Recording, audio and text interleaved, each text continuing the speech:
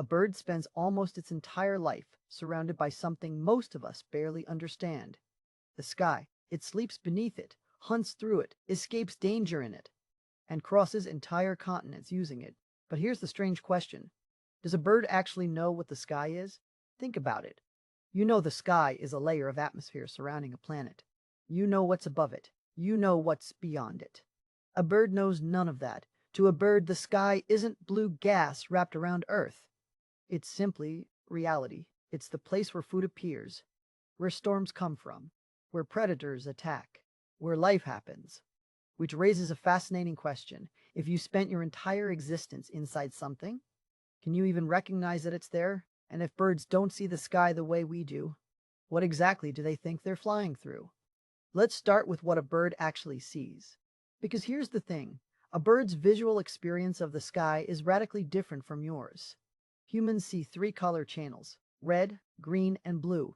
Birds see four. That fourth channel is ultraviolet light, completely invisible to us, but vivid and detailed to them. So when a bird looks up at what you see is a flat, featureless blue expanse, it's seeing something else entirely: patterns, structure, polarized light streaming from the sun in directions that act almost like a compass. To a bird, the sky isn't blank, it's textured with information. The angle of sunlight, the scatter of UV across the dome above. These aren't abstract data points to the bird, they're landmarks.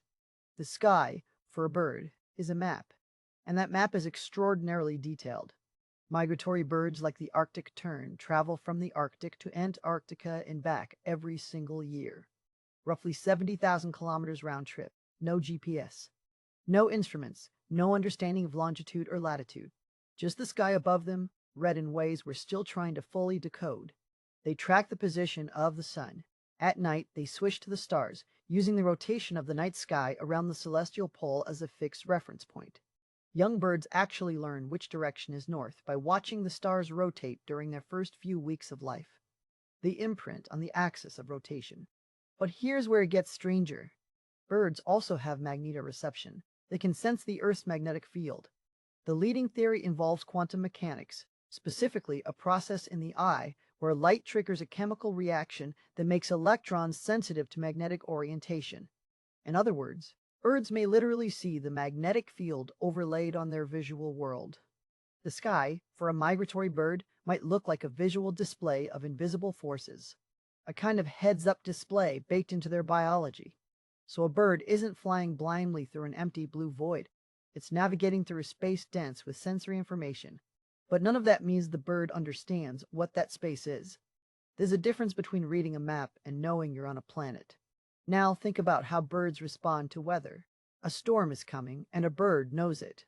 Not because it watched a forecast, because it can feel barometric pressure dropping through sensory receptors in its middle ear and body. Birds can detect infrasound, incredibly low-frequency sound waves that travel thousands of miles. Thunderstorms, ocean waves, even mountain ranges create infrasound signatures. Birds may use these like auditory landmarks, hearing the distant rumble of a coastline before it's even visible. When a bird reads these signs and changes its behavior, what is it experiencing? It's not thinking. The atmosphere is destabilizing because a low-pressure system is moving in from the west. It's responding to felt reality. Something in the world is changing. Move. Find shelter. Wait. The sky, to a bird, is not a concept. It's a constant stream of sensation.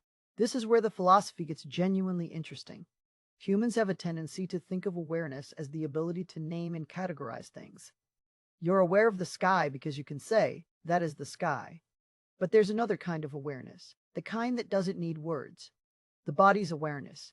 A bird doesn't need to conceptualize the sky to know it intimately, in the way that your lungs know air without ever thinking about nitrogen or oxygen. Some researchers believe birds have a form of what's called episodic-like memory, the ability to remember specific events, not just habitual patterns.